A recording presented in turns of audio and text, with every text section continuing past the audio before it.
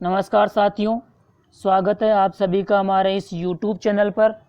साथियों, यहाँ पर मैं एलडीसी भर्ती परीक्षा 2018 के बारे में बहुत ही महत्वपूर्ण बिंदुओं पर बात करने वाला हूँ और यहाँ पर जो जानकारी मैं प्रोवाइड करने वाला हूँ वो जानकारी कई सारे अभ्यर्थियों के लिए बहुत ही महत्वपूर्ण और ख़ास होने वाली है और उस जानकारी के माध्यम से कई अभ्यर्थियों को फ़ायदा होने वाला है, लेकिन कई अभ्यर्थियों के लिए ये जानकारी बेकार भी है।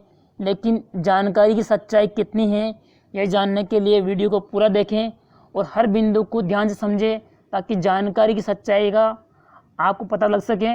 और उसके अलावा यदि आप हमारे इस चैनल पर नए हैं तो चैनल को सब्सक्राइब करें, साथ ही साथ बेल आइकन प्रेस करना ना भूलें दोस्तों, ताकि आगे आने वाली जो भी अपडेट हैं वो भी आपको मिलती रहे।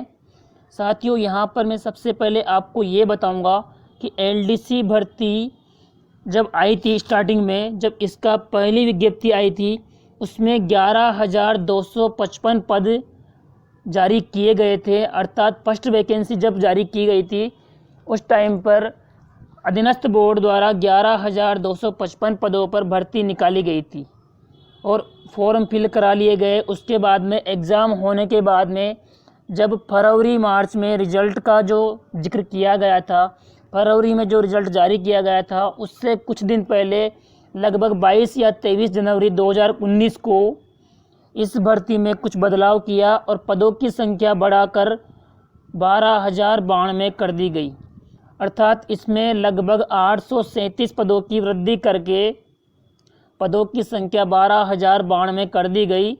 और पदों की संख्या में बढ़ोतरी के बाद में कई अभ्यर्थियों को इस बात की आस जगी थी, जैसा कि पेपर बहुत ही हार्ड आया था तो उस स्तर से उन्हें लग रहा था कि हमारा चयन होना मुश्किल है। लेकिन जैसे ही पदों में बढ़ोतरी की गई तो कई सारे साथियों के मन में थोड़ी आस जग गई थी कि हमारा भी चयन संभव है। तो इससे करीबन 837 परिवारों को लाभ मिलने वाला था। लेकिन जब फर्स्ट टाइम पहली बार जब टाइपिंग के बाद और डीवी के बाद जब पहले लिस्ट जारी की गई, सबसे पहले सचिवालय को ज्वाइनिंग दी गई। सचिवालय में 339 या 329 पदों पर लगभग ज्वाइनिंग दी गई।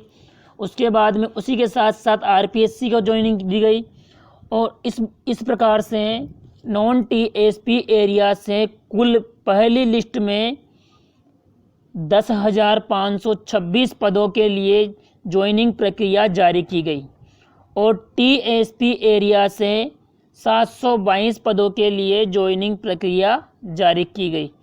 अर्थात पहली लिस्ट में कुल मिलाकर 11,248 पदों को या अभ्यर्थियों को ज्वाइनिंग प्रक्रिया में शामिल किया गया।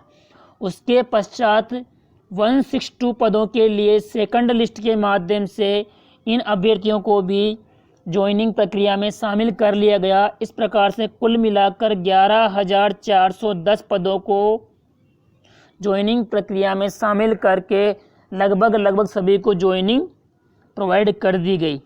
इसके बाद में जब 12,092 पदों में से 410 पदों के लिए, माफ़ कीजिएगा, 12,092 पदों में से 11,410 पदों के लिए भी ज्वाइनिंग दे दी गई।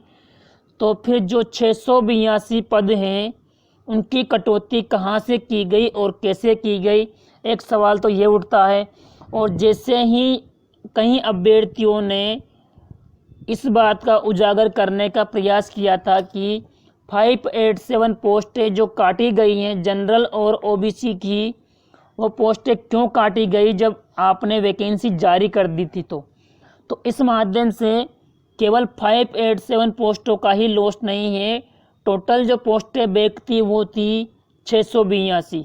लेकिन जैसे तैसे लड़ते लड़ते ये पोस्टें भी ऐड कर दी गई और काफ़ी समय बाद ये पोस्टें ऐड हुई थी।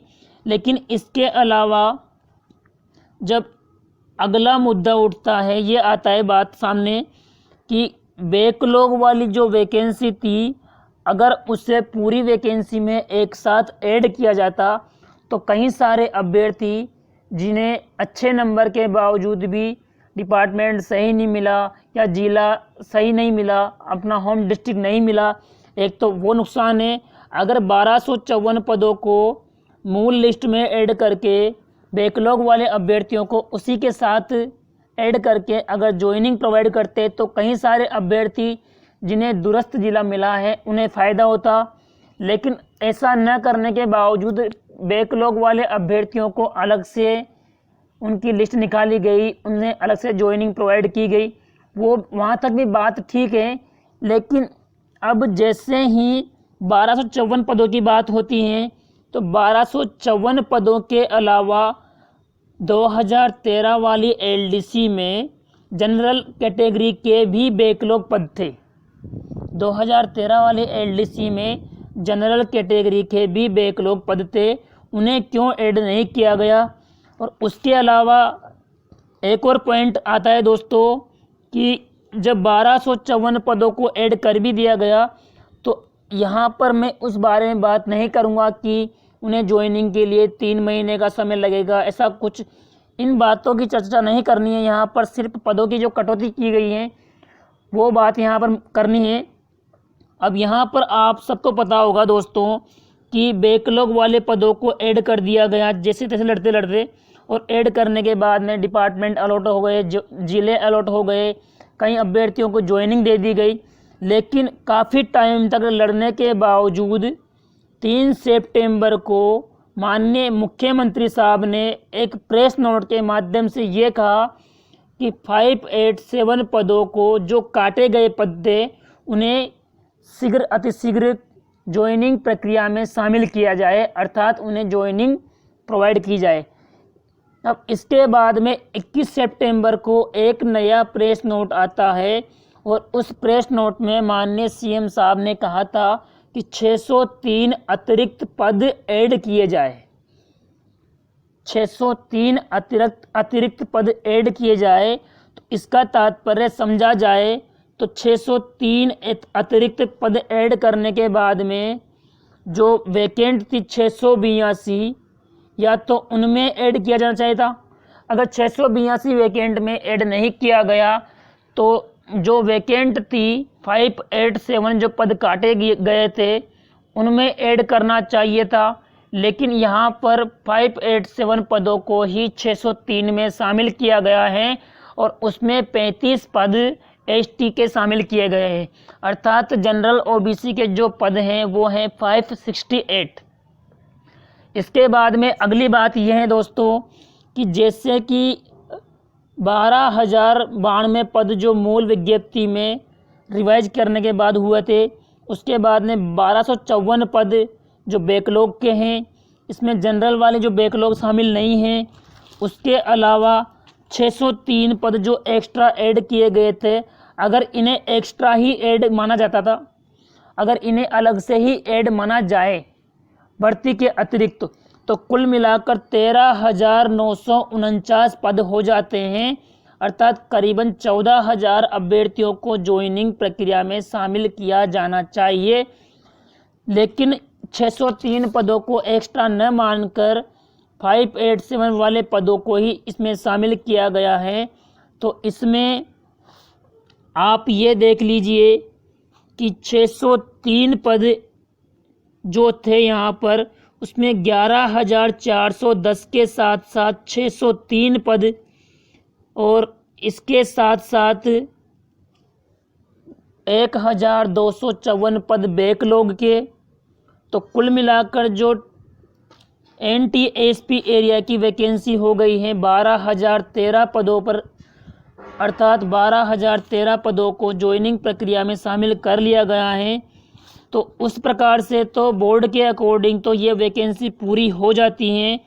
लेकिन यहाँ पर 603 पदों में जैसा कि उन्होंने बताया गया है कि 1278 पदों में से 722 पद भरे गए हैं TSP एरिया के और 10,763 पदों में से 10,668 पद भरे गए, 688 पद भरे गए हैं NTSP के।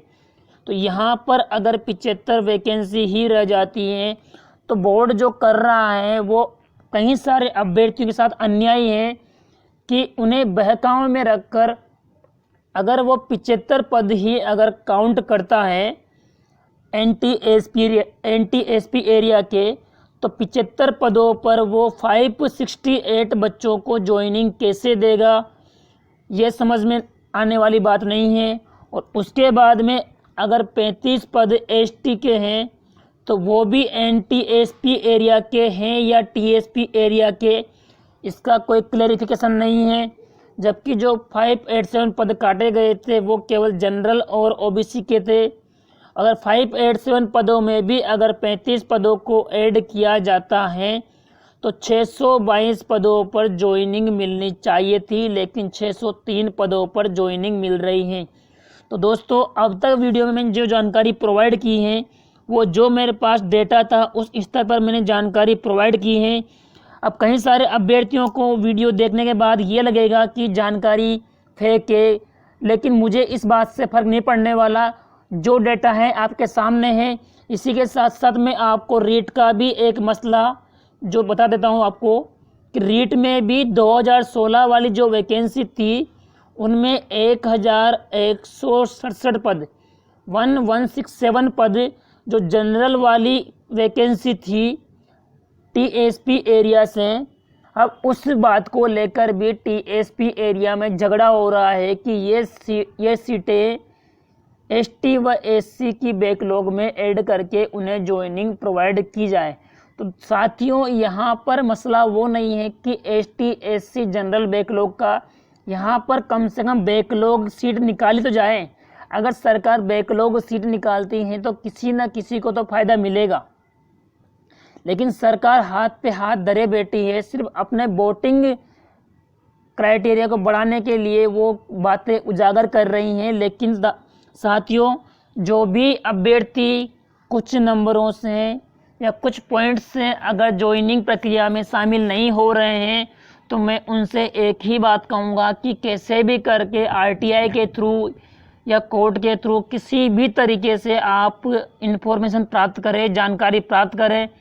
और अगर आपको जानकारी मिल जाती है तो आप उस स्तर पर अपने सारे साथियों को इकट्ठा करके आप कोर्ट में जाएं तो भी आपके लिए बेनिफिट है। क्योंकि अगर ऐसा ही होता रहा तो हर वैकेंसी में करीबन 200 से 300 पद तो ही मान लीजिए कि कटते जाएंगे, और 200-300 अभ्यर्थी जो बेचारे पॉइंट से या कुछ नंबरों से रह जाते हैं उनको हर बार धोखा खाना पड़ेगा, हर बार उनके साथ खिलवाड़ होगा और वो अभ्यर्थी हर बार हाथ पे हाथ धरे रह जाएंगे। दोस्तों साथियों, यहाँ पर मैंने अपने स्तर पर बहुत अच्छी जानकारी प्रोवाइड की है, लेकिन फिर भी जो अभ्यर्थी जिनके लिए जानकारी बेकार है, कम से कम वो किसी प्रकार का कमेंट ना करें, क्योंकि ये जानकारी आपके लिए नहीं है। तो आपको किसी प्रकार का इस वीडियो के माध्यम से इस जानकारी में हिस्सा लेने का हक भी नहीं है। और जिन अभ्यर्थियों के लिए जानकारी अच्छी है, सूटेबल है, वो अभ्यर्थी वीडियो को लाइक भी करें, शेयर भी करें, और अपने जो दोस्त इस तरीके से अटके हुए हैं उनके साथ इस वीडियो को साझा करें दोस्तों। और आगे भी इसी प्रकार की महत्वपूर्ण जानकारियाँ प्रोवाइड करने के लिए मैं आपके साथ हूँ दोस्तों। धन्यवाद।